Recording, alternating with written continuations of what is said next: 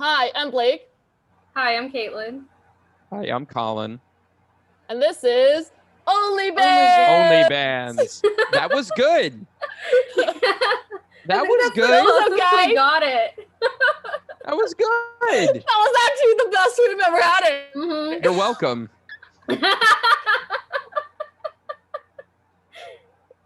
Be what it do.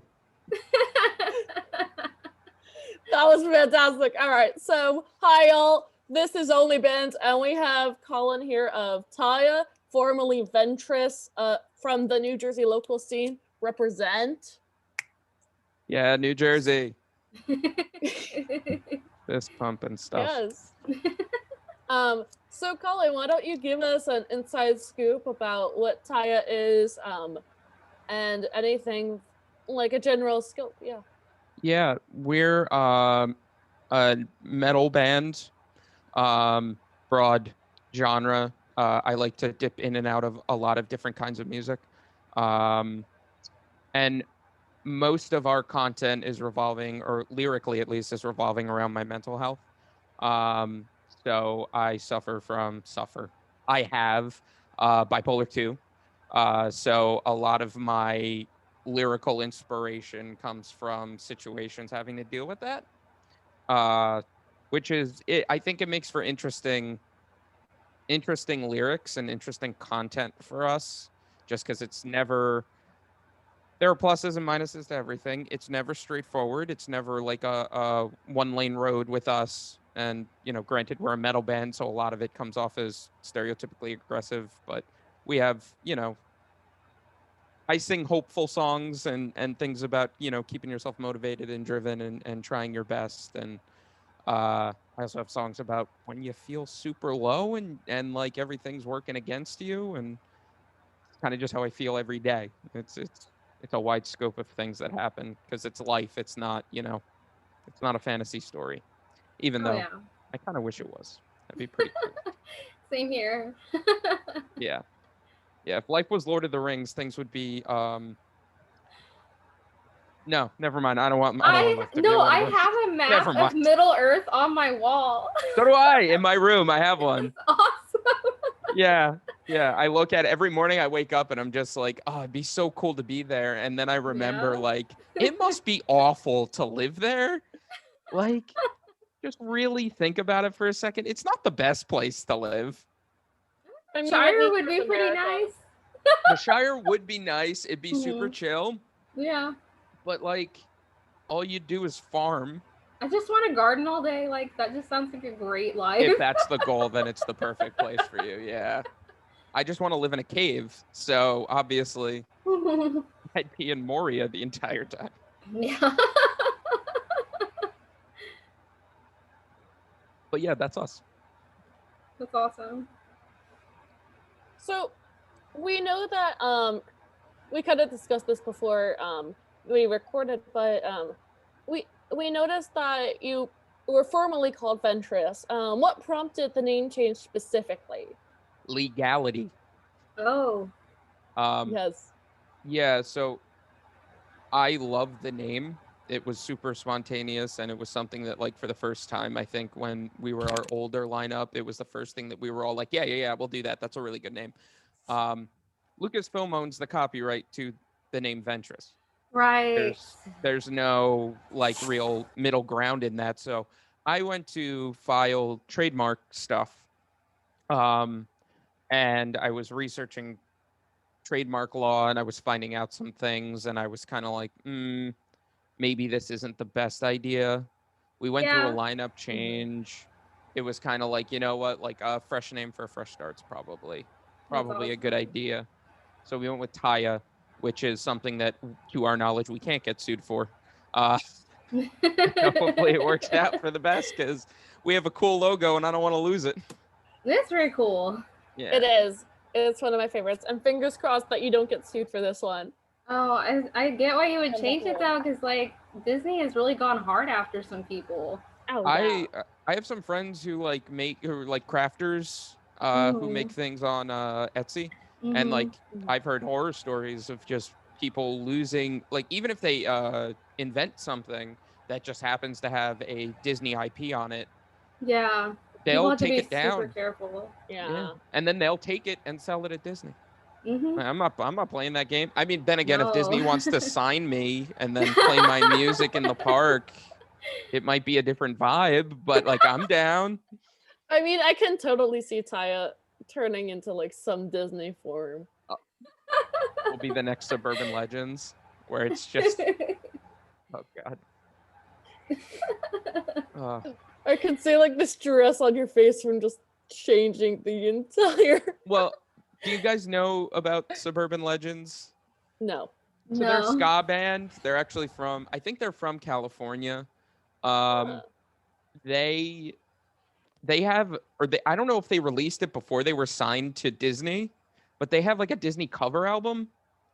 And they play, from my understanding, is they're part of Disney's record label now, and they play in the park. That is the wild. big stage thing. So they'll just play their covers of songs the entire time, which is pretty dope. And at least it's a consistent paycheck, you know? That's the important part. Sorry, I keep trying to adjust my curtains as I realize like I'm like pure white on here and I don't know if people can see. Yeah. It's like, whoa. I promise I'm not super anemic anymore. I'm rosy in person. I just don't show up on screens. If it's any consolation, I'm colorblind, so you look fine. That works. It honestly, like, from the light, it looks your face is just glowing white. And it's fantastic. I almost have my curtains are like blackout curtains. They're almost totally closed. They're just like this little sliver, and it's still. I don't want to shut them all the way because I don't want to be like pitch dark. Just bring the salt lamp really close to your face, and you'll get that weird glow. It'll reach. Like you're about to cast a spell or something. Perfect. There you go. This is perfect. Yeah. This is the ethereal look that I'm going for.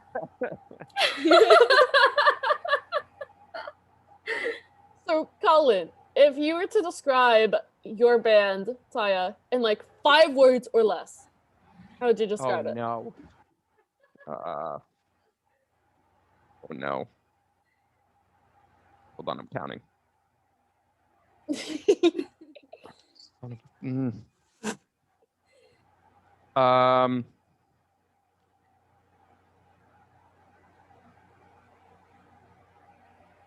Metal music is good, right? Yeah. Those would be the 5 words I would use to describe our band. There you go. Metal music Say is it good, one right? more time. Metal music is good, right? Right? I love it. Yeah. It's perfect. Yeah, I think that's Good. Dot dot dot dot dot dot dot dot dot dot dot. Right? right. Maybe. Yeah. We'll see. Yeah. I mean, Is there your fan base? I don't know. I'm not sure. I don't know if we're doing the right thing, but I like it. So That's what matters. yeah, I think so. Yeah. And all Enjoying the, is You enjoy it, important. that's all that matters. yeah, that's what they say. That's what they say until somebody throws something at you on the stage, and then you're like, oh, never mind. It's all fun and games until people start throwing hard objects. Yeah, 100%. Yeah. Which thankfully somehow hasn't happened to me yet. I've done a lot of sketch shows, but actually no, I'm a liar. I did have something one time. I had something hard thrown at me on stage, but it was like not in this band. It was a very long time ago. I played a basement show, with some punk bands, and they were going a little, like, everybody in the crowd was going super hard. And then I just got a beer wailed at, like a unopened can of beer went wailing across the room. Oh my god. And I looked out and I saw, like, whoever threw it, like, they didn't mean to throw it at anybody. They were like in a fight or something. Oh no. I just got beer just thrown right at my face, and I was like, oh, son of a, yeah, that was the night. That's wild.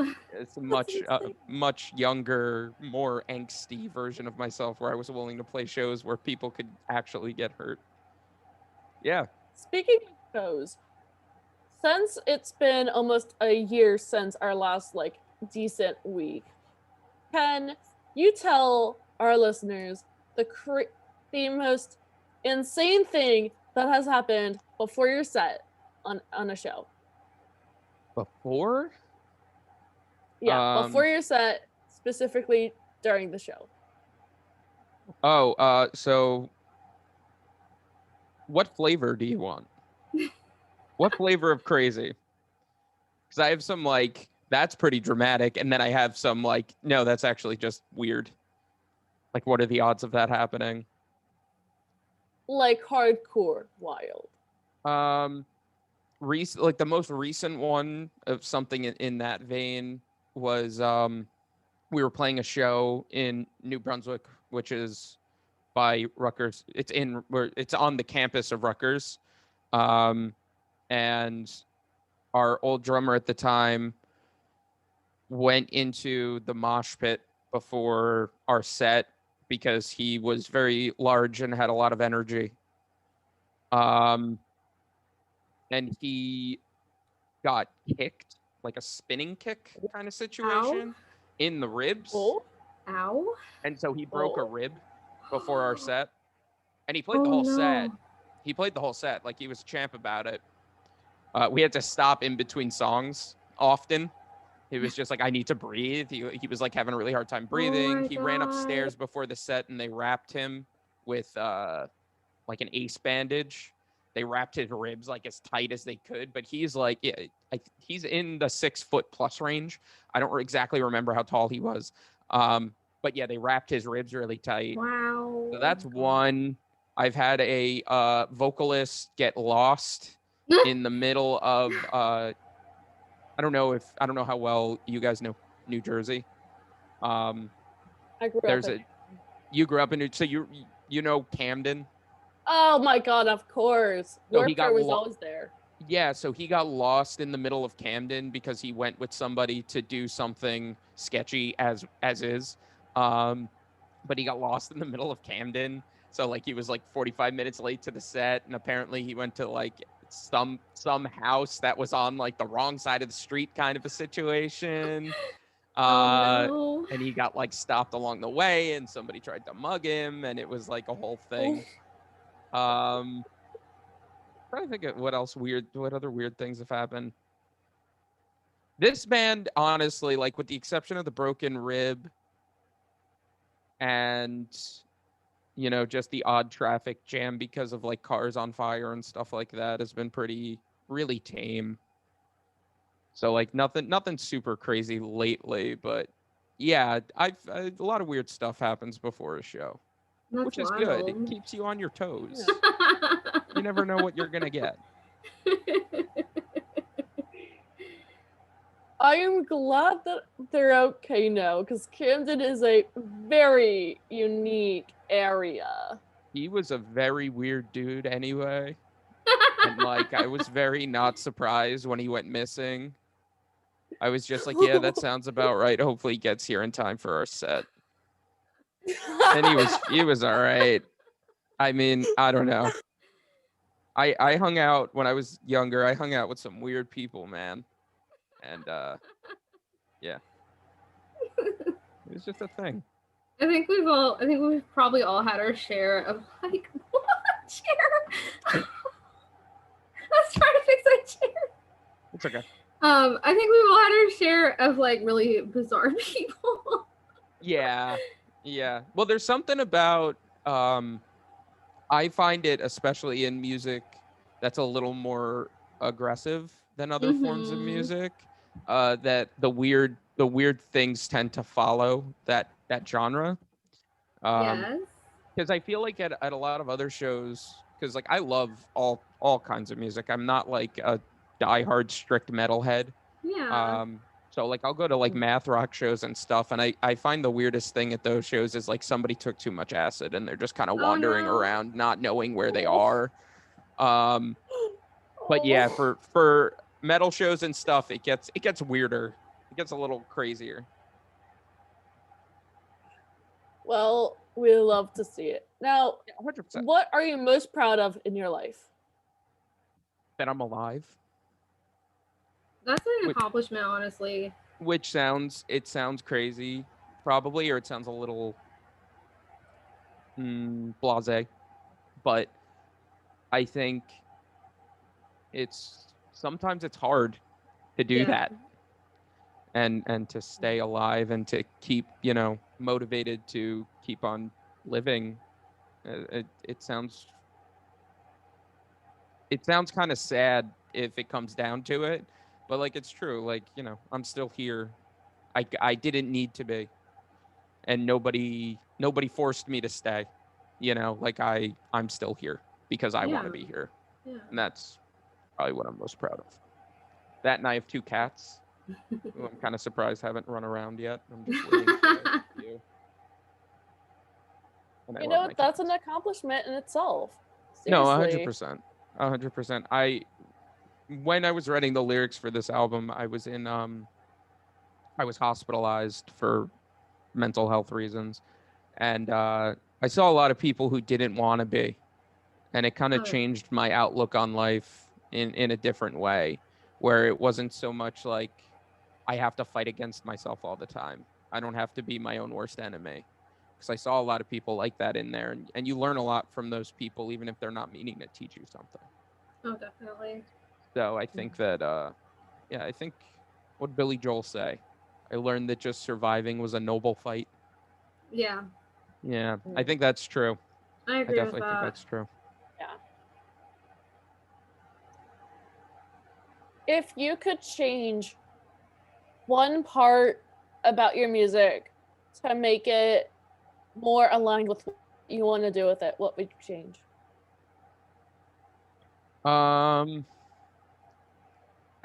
There are parts of me that wish I could make it more aligned with me. I wish there wasn't a genre restriction on the world, or I guess more specifically, I wish there wasn't a genre restriction on an American music scene, because I would like to dip into acoustic stuff, and I'd like to dip into lighter things in my music, because I don't think it needs to be super straightforward and aggressive all of the time, because I'm not super aggressive and straightforward all of the time. So I'd probably like to implement more clean sounding things, which I think we're trying to do anyway with future things that we're working on now. We'll see how that works out. So yeah, I'd probably just be able to dip into some more genres and just see how it pans out. That's really cool. We'll definitely be looking forward to seeing that. Yeah, I hope people like it. I think our single's great, and I think it's very straightforward and to the point. And I think that's important when you're just like, hey, we're a new band. We want to show you what we do. It's important to be, this is what we do. Yeah. But in the future, I would like to be able to bend that a little more. Definitely. I think when you have an album, it's easier to like show more of that versus when you're trying to just like condense like what you are about into one single. That's the whole thing. It's like you want to put forward your catchiest, maybe most earwormy song as your lead for your album, but there are probably, however many songs you have on the album, to an extent you're proud of all of those and you feel like they're a part of you. It's like I see a lot of older musicians saying it's like picking your favorite child. I think about it as like picking your favorite pet, where it's kind of like, I can't decide which of my cats I love more, unless one of them's being an asshole, and then I will decide in that moment which one I like. And you're like, you were the favorite for today, but you're on thin ice. Yeah. You didn't climb up my leg for no real reason and then claw my thigh for 45 minutes. You're my favorite today. You didn't climb on my shelf and knock over everything expensive I own. I have I'm literally looking at it right now. I have somebody got me this $200 Boba Fett figurine thing. and my Oh my cats God. found it and they just knocked it over. So now his head is missing. Oh no. The little rocket on his backpack is broken. His gun is gone. So Oh, it's just literally a no. headless man just with his arms like this, just sitting on my shelf. My fault. I should have kept it away from the cats, but The stuff that's is what they called, do. but there's some kind of thing you're supposed to be able to put underneath things that use at museums. I can't remember what it's called. I think I have it. It's called museum gel. It's like this clear junk that you can. It's like putty, and you stick it Okay. underneath a figurine, and it's supposed to stick it firmly in place and not harm your furniture or the object. Oh. I saw that on TikTok. Somebody was talking about it, and they're like, "Yes, it is cat proof." And they say, "Don't ask me why I know that." And I was like, when I have a younger cat, I need that again. My cat's pretty old, so she's not going to be destroying anything. I think mine are, I think they're about to be 6 months. Oh, gosh. They're babies. They're wild babies. that age. Yeah. They get the zoomies and they run around and they destroy everything. You can't keep anything in place. I have to kick them out of my room because otherwise they'll be clawing at my bed and my weight bench, and they don't care. They just don't seem to care. No. Which I appreciate. I wish I could live my life like that, where I just run around somebody's house and I just knock things over and then they still like me. Oh, to be a cat and be able to just slap the living fire out of anything you don't understand. I'm changing my answer for the genre thing. I wish I could just be a cat. Just not care. You know what? That also answers one of my questions that I ask every podcast is, if you could be an animal for 48 hours, do whatever you want, no karma added to your human life. And then at the end of it, you become human again and resume your life. What would you be? It wouldn't be a cat. No, I think I'd Oh. No, I think I'd be... Oh. I want to be some kind of whale. That would be Whale. cool. Just because I really like the ocean, but also I'm super curious. I don't know why, I'm just very curious about whales. I just think they're very interesting. They're huge. They're able to communicate on a level that we can't quite understand yet. Mm-hmm. I think it'd be cool. And like they just basically float around, eat krill, and then float back up. So like, from what we can see. So yeah, I'm curious about that. Only 1% of the entire ocean has been explored, so you theoretically could see all the parts that we haven't seen. Yeah, that'd be really cool. Yeah, that'd be awesome. I would It's also love that. terrifying. That's terrifying that we've only explored 1% of the ocean. Like, we know more about outer space than we do the ocean. Yeah, that's terrifying. Which makes you think: are aliens really from outer space, or are they from the ocean? Is it like Pacific Rim where they come up out of the ocean? I haven't seen that movie. Oh, you haven't? You should. It's No. really good. Yeah. I didn't like the second one as much. It was good, but it didn't feel quite the same. But I think it's kind of hard to get that same feeling twice. But the first one was so phenomenal, and I really loved like the way Guillermo del Toro used like color so strongly in there to signify different things. It was just great. He did Pan's Labyrinth, right? Yes. Yeah, I hate that dude who looks like Mitch McConnell with the eyeball hands. Pale man. Yeah, I don't like that dude. He's scary. He creeps me out. Yeah. He really does look like Mitch McConnell, though. He 150% looks like Mitch McConnell. Yeah. That reminds me of a book that I read a couple years ago. It was called like Undertow or something. And basically it's about this group, this kind of girl who grows up in like a dystopian kind of locked down, God, I don't even know how to explain it, but like some kind of really weird society, and her mother is a mermaid and they have to keep it secret from like the whole world because mermaids aren't allowed. Like no one knows of mermaids, and it becomes like this whole thing because the daughter turns out to be a mermaid too, but doesn't discover it until like her 16th birthday. Is it like YA? Like a YA novel? Yeah. Yeah. But it's a really good book. I think there are a lot of really interesting YA novels that aren't really looked at by I'm like super into fantasy just in general. I think there are a lot of really good YA fantasy novels that just aren't really given a second look because people think that they're like below their reading level or something. Yeah. But there's something about like that beginning the hero's journey, being, a young adult and something crazy is going on in the setting and it completely changes their life for forever. Oh yeah. Yeah. Honestly, I love YA novels. They're just so like interesting. And like I feel like that's half of my book collection. Like I'm looking up at my book kind of shelves, and most of them are like young adult, but like with a hint of more older kind of reading. Like what? Like for example, okay, so I just finished a series a bit ago called the Mara Dyer series. And Okay. what it's kind of about, without giving anything specific away, is it kind of goes through this, like, I would say 16, 17-year-old's life who faces a very traumatic incident, and falls in love with this guy who's like in her class. But the whole thing is like they're destined to be apart. Like the boy is supposed to kill the girl kind of thing, but she doesn't know that. But like The Romeo and Juliet-esque trope.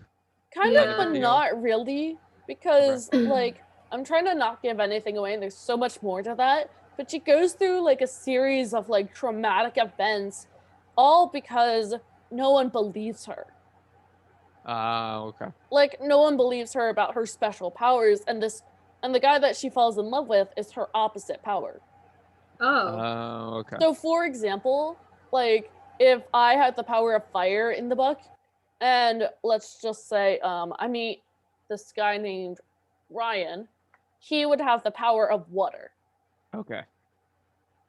Does that And make sense? Yeah, and Yeah, that because makes of sense. that, is it like a societal thing where like you're part of this? No. No, it's not societal. It's It's just a more that social no thing. one it's more that no one believes they have powers. Oh, okay. Oh, okay. But like throughout it there's just more and more evidence, but indirectly, but like it's more of like a psychological kind of book where someone just kind of goes through this life being gaslit unintentionally, and she finally like reaches a breaking point towards the end, and so much shit happens, and then she's like, and it kind of wraps up at the end where she's like, so I might as well just make a story about this, and I might as well just change my name because my name's not Mara Dyer, but if I Oh, were to categorize this would be a romance novel because of everything that I went through. interesting. So she Yeah. pulls a Bilbo. Yeah. Yeah. Yeah. That's cool. And then there's a sequel trilogy too called the Noah Shaw series that kind of extends that timeline a little bit by like 3 books. It gets really interesting, and it's because it's from his perspective now. I Oh, just that's cool. started cracking into the Wheel of Time series Ooh. by Brandon Sanderson. And my understanding is that I've started something that I'm never going to finish. And I think it's the Wheel of Time. Yeah, so far it's been a giant regret. It is Oh. huge. It's huge. And I'm just kind of like staring at the pages. It's kind of getting to that point where I'm like, this is a lot to digest right now. And I have things to do. I'm sorry, Mr. Sanderson. I do not have the time for this.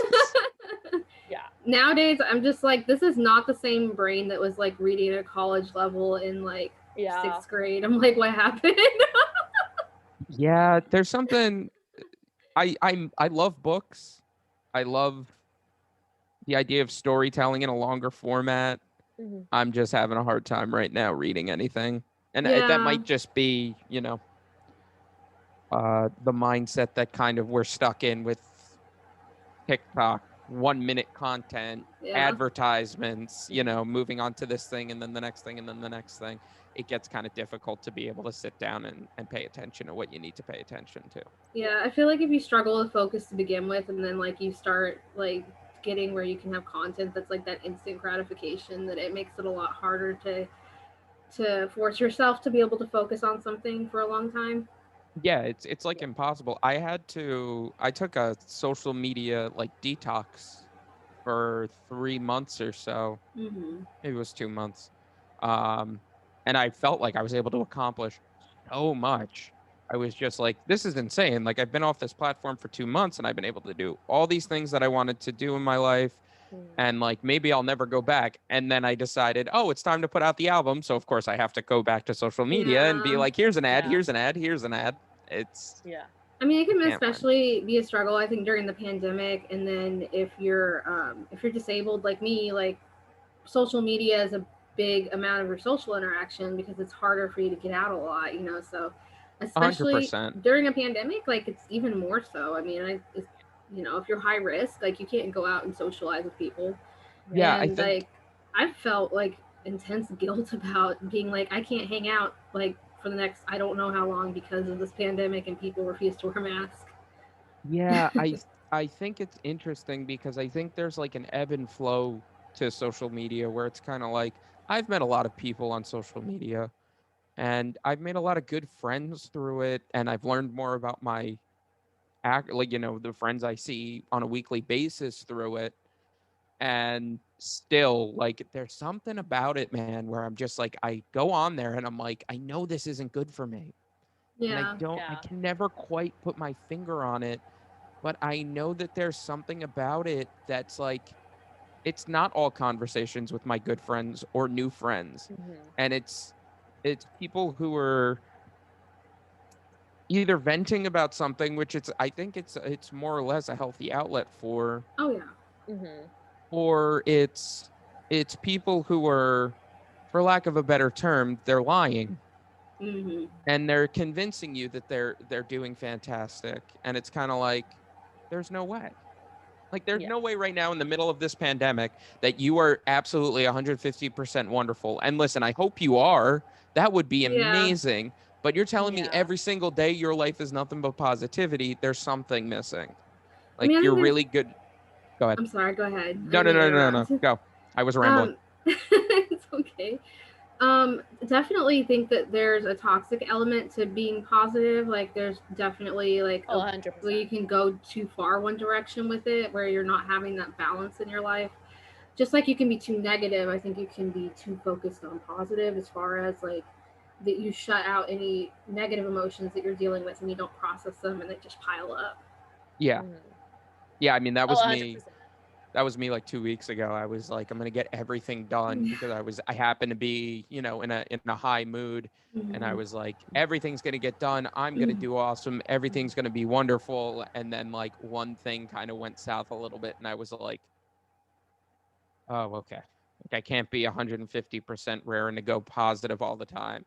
And I Yeah. appreciate people who espouse it, but Yeah. like I also want somebody who can be real about it and be like, you're gonna grind, and the grind is gonna come to a halt at some point, and it's gonna suck.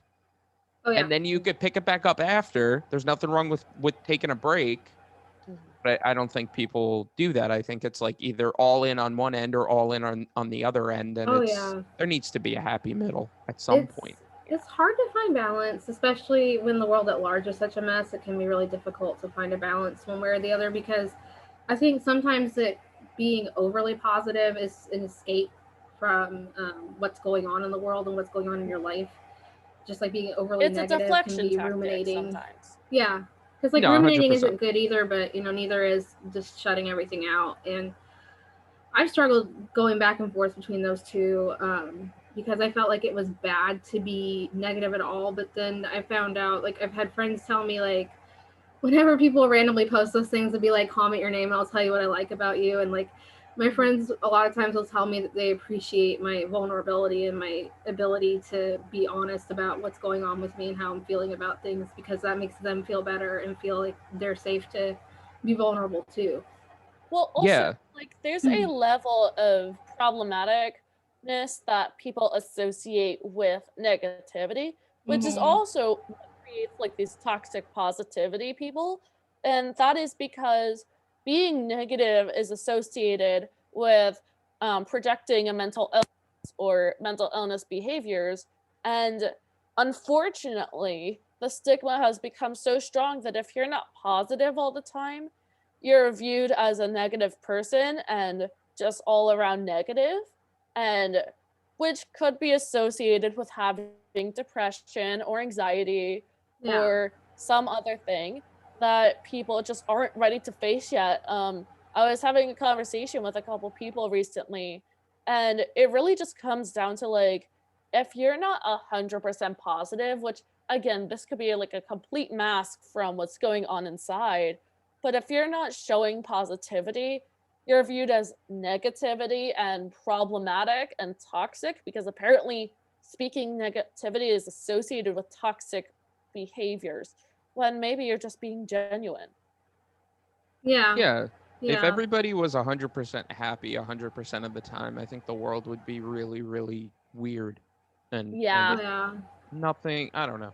I think there are ways to, nobody wants to feel negative, but No. there are definitely ways to channel that. Mhm. And there are ways to be like, this is me being honest with you, and this is honestly how I feel about it. And I get that Mhm. you think that I'm complaining, and I get that you think I'm being negative. But at the end of the day, I'm just being real, and this is really how I feel. Like a lot of And those things that we associate like with being bad or negative are just like just parts of the human experience. Exactly. And there's nothing wrong with that. And moving away from this topic for just a second, I just want to ask, you mentioned finishing recording a couple times. Is there a new album EP on the way? yeah. So we finished a full length. So the single's out now, and we just released this single as a standalone. We're doing a second single in the next couple weeks. I'm trying to remember the exact day. I literally set it up a couple days ago, and for some reason I'm blanking on the date. Because I'm really good at my job. But It yeah, so happens. there's a second single coming out, and then it looks like it's likely going to be the full album coming out. The way the music industry works now is a little different from being able to just churn out one record or one song after another song after another song versus churning out a full length album and maybe not releasing a single. Mhm. The reality is that it looks like all signs point to release a single song at a time and then promote your single piece of content with additional content is everything that I'm getting from, like the people who I know in the industry who are doing well. They Yeah. seem to be leaning on release a single, then another single, maybe do an EP, then maybe do an album, but you really want to push your singles as hard as you possibly can to generate interest. Mhm. I don't like that model personally. Like on a personal note, it's not my favorite, but it's just kind of the way things are done. So I'm thinking we have our second single coming out in a couple weeks, and then we're going to move to the full length and then maybe just do separate promotion for each song. And then this way we don't have to stress about buying more album artwork or hiring an artist who obviously art takes time. I don't Oh want to yeah. pressure anybody and be like, I need this in a week. Like I've done that before and I feel like an As an asshole. artist, I can tell you that people appreciate it when you give them time. That's the whole thing. It's like Yeah. I have a really hard time dealing with it because Yeah. Yeah. I'm not, my medium isn't visual. So I can't be there and be like, this is what I'm thinking. I'm always kind of the guy who's like, here's our single. Just make whatever you want. See how it makes you feel. And then they send me something and I'm like, I don't like this. And I'm so sorry.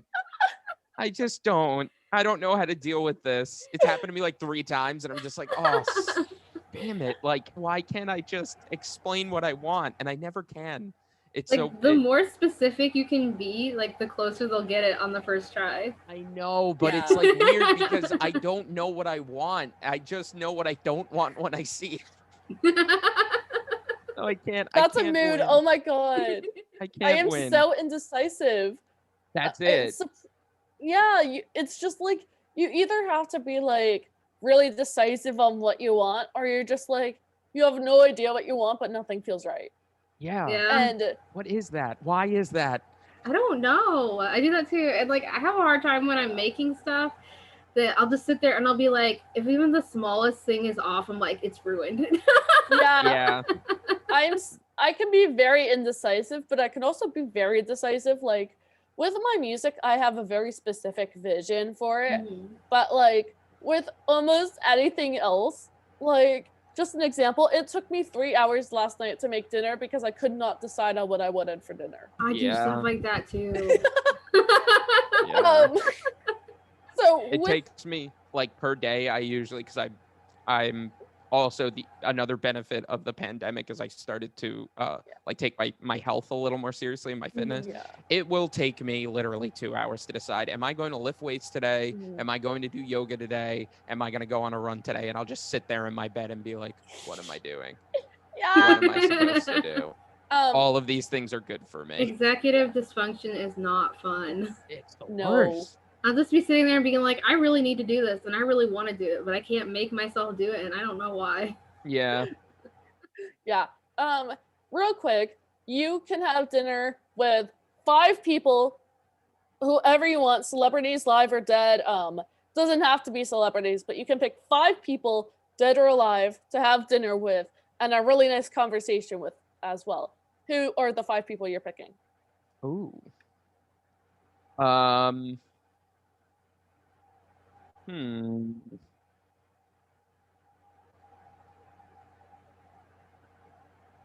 Damn. I'm not good at this. I'd like to have a dinner with my mom again. Okay. Both of my grandparents. George Lucas, why not? Ooh. And I'm trying to think of somebody who would be like super deep or something. Maybe the Buddha. Yeah. Too. And just have the Fancy. weirdest dinner of all time. I mean, hey, it's not as weird as my dinner. What's your dinner? Well, I feel like you're gonna expect this just knowing me. But my 5 would be just the 5 members of the ones you forgot. Well, all right. Now I look like a dick. I'm gonna get a call later from Jesse, like, what the hell? You didn't invite me to dinner. Why didn't you invite me to hypothetical dinner? How could you? Yeah, what's wrong with you, bro? So, what is your favorite self-care that you have to do every day, no matter what? It doesn't have to Work be out. big. It could be as simple as, like, for example, I just make sure I drink a bottle of water every day. I have to work out. Work out. I have to. Now I have to. I find if I skip it, my brain is in the toilet for the day. Yeah. And it doesn't work. I need to have some kind of physical activity. I'm not shredded. I'm not the most in shape dude right now. Mm-hmm. I'm still losing weight. I'm down 43 pounds. I'm working on losing more and kind of toning my body into the shape that I want it to be in. But I think especially if anybody out there has what I have, bipolar, getting out of your body to Mhm. that extent, pushing yourself a little bit harder when you're working out, it gets you out of your head enough where you're able to tackle the problems that you need to tackle. I think separating your mind from your body for a minute is super, super helpful. So it's working out, and then I have to eat clean every day. Because that's another thing. Like if my diet is off, or I'm not drinking enough water, or I'm not, I don't know, if I had a cheat day yesterday and I went and ate whatever I wanted. I woke up this morning and I felt like death. So like diet and exercise, the boring things that people tell you are really good for you, I find that they're actually really good for you. All right. We like that. We like that. And now, given that we're in a pandemic, God, I don't know anyone who doesn't know that, whether they actually choose to wear a mask or not. I feel like that's pretty well known at this point. I don't know why why that even needs to be said is pathetic. It is, unfortunately, but how has that impacted Taiia in the music industry? haven't been able to play shows, which is tough. I mean, you can double down on practicing, you can double down on writing. I think now, I know we're in the tail end of it, but like really who knows what's going on. So now's a good time maybe for people in bands to learn an additional skill outside of just music. Um, so I've been working on social media stuff, which I'm sorry, I hate it so much. Like I hate it. It's the worst. But like you got to do it. They're just, you don't got to like everything you do. Some days you just got to do the things that you don't want to do. So I've been working on that. I know some of the members of my band have been like really doubling down and focusing on musicianship and learning how to like really craft a good song, which is great. But yeah, the pandemic threw a wrench in everything. I mean, we were talking before we started recording. I had a tour that was getting planned right as the pandemic hit. And obviously that got thrown out the window. And then my recording process eventually came to a halt because of, everybody was worried that who knows who gets what and everything gets put on hold. So it's been an interesting pause in the music world for sure. I'm finding a lot of people are doing live streams and stuff lately. And that's not really something we talked about doing it once or twice. And we really don't know if it's something that we're interested in doing just because it's difficult. I think it's difficult. I've seen people do it very well, and it still looks like it's not necessarily the vibe that we give off. It's hard to interact with a chat instead of a crowd. Oh yeah. It feels funny. So it's just been a lot of reassessment. It's just been a lot of reassessment in the way things work for us. For sure. I mean, with honestly me too. We did a single live stream, but after that we discussed it and we were like, this just doesn't feel right. It was so awkward and uncomfortable because like you're not seeing anyone. Like it was all pre-recorded and it's not the same. It's not what we were going for. So, and this whole like period, I feel like everything kind of made the whole music industry shift in a way because suddenly there's like that key element, the live music, that's kind of on hold for a second because it's not safe. And so all of that makes a lot of sense. And it's shifting the way that music is coming out and content is produced. And I mean, like, TikTok is like a major player now in the social media industry, but I think it's going to be really big for musicians, like more so than it is already, because if you can make if you can clip a 1 minute song together and people catch on to it, I mean, that's huge. That could completely that could be your driving boost in your career. And then you can completely shift over to suddenly you're not necessarily just a musician. Now you're a social media person. And it's, or what do they call them now? I'm old. Influencer. You're an influencer. And now that completely changes the direction that you thought your music career was going to go in, because obviously if you could do it, it's more lucrative to be an influencer now. So. Yeah, I've definitely found a lot of new artists and musicians on TikTok. Yeah, it's cool. I mean, it's great if you're comfortable on that platform and you're good with learning everything that you need to learn, and you get comfortable with. I know they just started doing their ad platform recently. I know there's some meeting, I think it's this week, on like how people can start to promote themselves on TikTok a little more and how you can use the platform. It's interesting. Yeah, it is. It's also straying away kind of where I started in music, which was like DIY, local scene, grind until you can't grind anymore, and then figure out how you're going to do it more. It's completely changed, and I don't know if there's ever going to be a correction back into the DIY direction outside of like doing it through social media. And not even just that, but like especially with the whole like DIY scene, so much has changed over the course of this pandemic, especially like with who it's okay to listen to. Like so many bands during it got canceled because of cancel culture. And it just kind of blew my mind how little like you actually know of like the music scene until like that came out, because like Issues got outed, Sleeping with Sirens, A Day to Remember, all like these huge bands, and like it just made you like reassess like your whole like music taste too. Yeah, which I think is it's weird. Yeah. It's just weird. Like there are a lot of like obviously there are a lot of good things that come out of it. Like I mean, obviously you want the people who were exposed to these individuals to have the justice that they deserve, through whatever course they seek to get that justice from. I mean, even if it is just calling the person out on the internet, I mean, if that's what, you deserve that, like you go.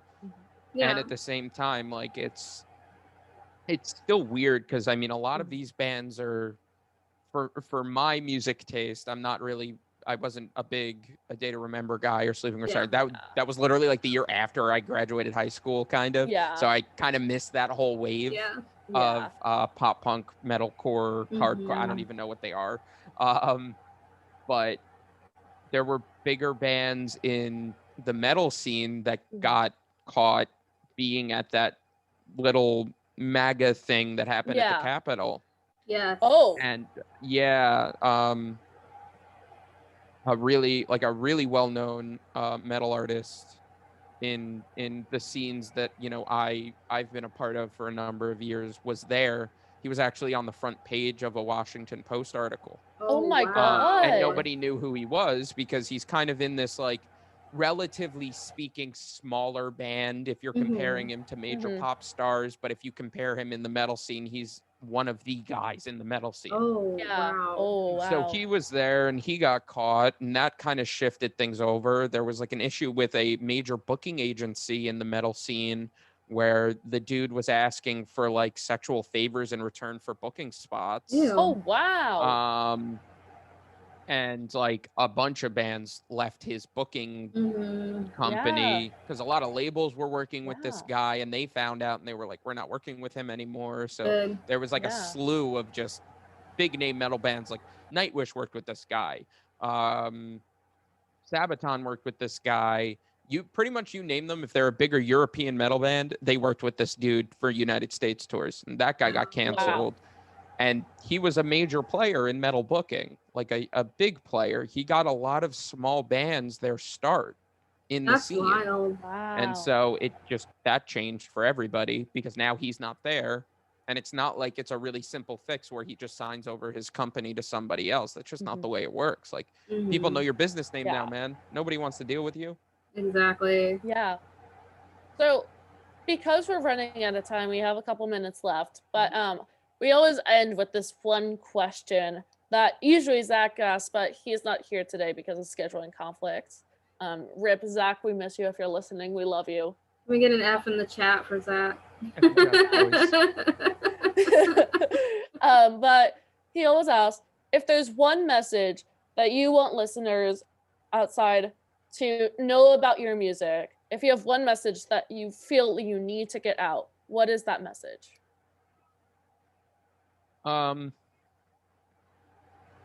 Anybody is capable of anything.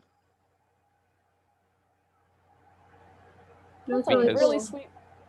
I think that human potential is unlimited, and I don't think it matters when you start. I think what matters is that you do start.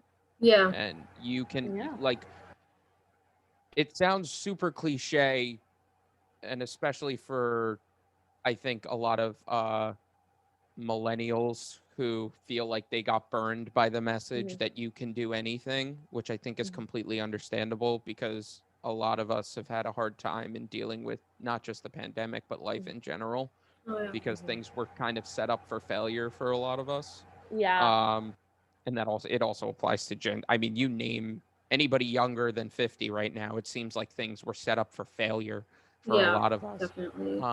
But just because things were not set up in your favor doesn't mean you still can't win. At all. That's so true. There's a lot of human potential. Like, I'm a Gen Z elder, and I mean, I feel like we've all been saying that for a while, but at the same time, like, we still have the power to change things. We still have that power to make it what we want, and we still have the power to take back the life we wanted, you know? Like, Yeah. not everything is 100% doomed. There's a lot of things that are just clearly not helpful right now, but it's really up to us to just like unite, organize, and fix this stuff. Because Gen X and Boomers are kind of looking to us to kind of do it, and we're all just here kind of trying to have a normal life while at the same time like starting to realize rather that we can do anything if we just work together. We could do anything. We could probably solve a lot of the problems we're facing if we just organize. Like, I don't know if you'll have seen like people kind of trying to pit millennials and Gen Z against each other lately, but I'm not going for that, honestly. Like, I'm a millennial and I'm not really down for that, because honestly, I think the intergenerational hatred is really stupid. I think we're just, kind of getting to the point where people are getting upset about, things don't always go somebody's way. I mean, obviously, like at the end of the day, we're all most of millennials are currently under 30 still, is my understanding. And Gen Z is, right under us. Like, we're all capable of completely swinging things. Reality says we are right now in charge of the economy that's going down, and we're going to choose how we want that economy to play out. And that's on a macro and a micro level. That means like every day you can wake up and all you have to do is find that little shred to start doing something. Yeah. Even if that something is rolling out of bed, that's important. And that's like there's a fight in that, and you deserve to win that fight, and you can win that fight. Yeah. And then you take it from there. It starts with baby steps, and then like nothing can stop anybody. Yeah, I agree with that. If there's intergenerational fighting going on, like literally all I see on the internet is that it has something to do with like potato heads or Disney movies, and I'm not even following why we're mad at each other. I don't get it. Here's my olive branch to Gen Z. It's kind of creepy how concerned you are with the potato's genitals. Yeah, like who cares? It's a stupid toy. I saw somebody say, what gender are potatoes assigned at birth? Yeah, that's the whole thing. Like, who cares? Like, listen, we're all in it together. There are problems that we can address. I don't think the potatoes are the concern right now. Let's focus up, people. We can do better than this. The world is falling apart. We don't need to worry about the gender of a potato. So weird.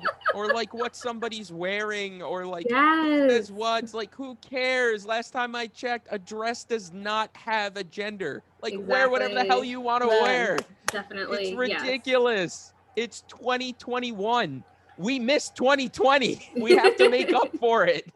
Just do what makes you happy and comfortable. As long as you're not hurting anybody, that is all that matters. And screw it. Make a shit ton of money at it while you're at it. And then send all your royalty checks to Colin. P.O. Box. This motivational, inspirational talk was brought to you by my downright greed.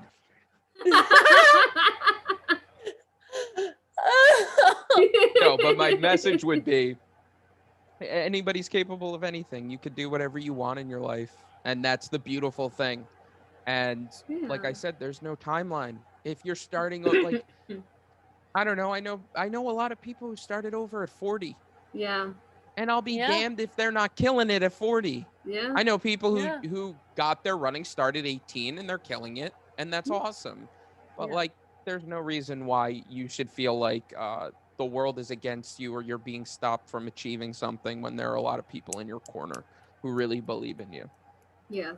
And so I think that would be like my biggest message from my music. Love that. And I do it because I need to listen to myself say it, otherwise I don't believe it. Yeah. Yes, I know that feeling. Yeah. I try to tell people things that I knew that I needed to hear, that I currently need to hear. 100%. 100%. That's how it be. I feel like everyone does that in some way, because I know I do it, and I feel like at least half my friend circle does that too. You just like spew what you need to call yourself out for, because if you say it to someone else, it's kind of like calling yourself out indirectly to do it as well. Yeah, and you're doing it with the best intentions. Yeah. Yeah. Trying to motivate yourself a little bit, which is difficult to do. Yes. Yeah. I think is it's what really it is. So with important to try to approach people who are going through difficulties with kindness and compassion, and just like wrap them up in that, so that way they can get through it and push on. Yeah, 100%. Yeah. It's like that meme, or not even meme, but it's kind of like that gif of someone sleeping and then another person walking over and putting a blanket on them, but the blanket is compassion and love. Yeah. Yeah. So with that, I am Blake. I'm Caitlin. I'm Colin. And this was OnlyBands. OnlyBands. That one wasn't as good.